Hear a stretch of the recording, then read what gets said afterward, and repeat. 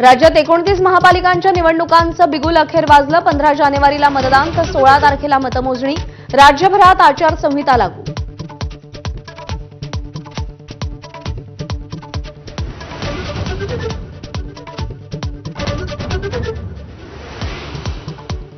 जिल्हा परिषदेच्या निवडणुका 31 जानेवारीच्या आधी घेण्याचा प्रयत्न। निवडणूक आयुक्त दिनेश वाघमारेंची घोषणा। 50% कमी आरक्षण असलेल्या 12 जिल्हा परिषदांच्या निवडणुकांचं नियोजन सुरू असल्याची माहिती।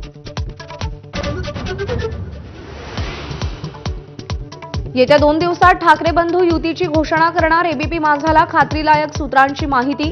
काँग्रेस स्वबळावर लढण्याबाबत ठाम तर शरद पवारांच्या भूमिकेबाबतही साशंकता।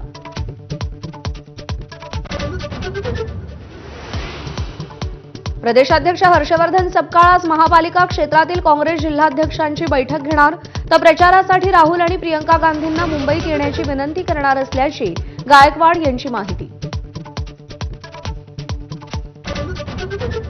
मुंबई महानगरपालिका निवडणुकीसाठी उद्धव ठाकरे आज प्रचाराचा नारळ फोडणार।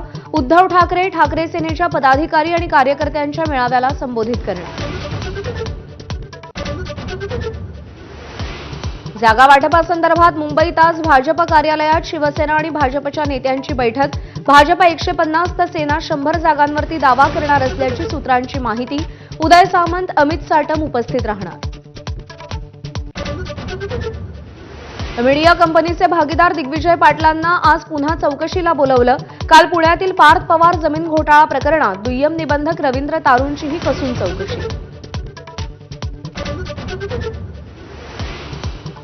मराठा आंदोलक मनोज जरांगे दिल्लीत दाखल। शौर्य पाटीलच्या कुटुंबियांची भेट घेणार। काही दिवसांपूर्वी शिक्षकांकडून मानसिक छळ होत असल्यानं शौर्यनं आत्महत्या केली होती।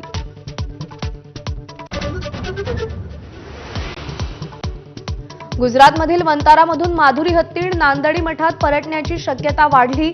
सुप्रीम कोर्टाच्या सुनावणीत पुनर्वसन केंद्राला पूर्व मान्यता।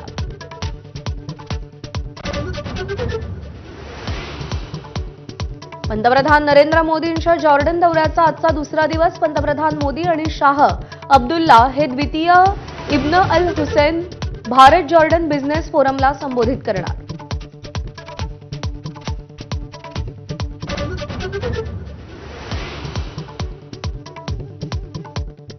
यूपीएच्या मनरेगा योजनेचं नाव बदलण्यावरून राजकीय घमासान। महात्मा गांधींचं नाव का हटवलं, प्रियंका गांधींचा आक्षेप तर आर्थिक आणि सामाजिक गरजेनुसार योजनेत बदल, भाजपचं प्रत्युत्तर।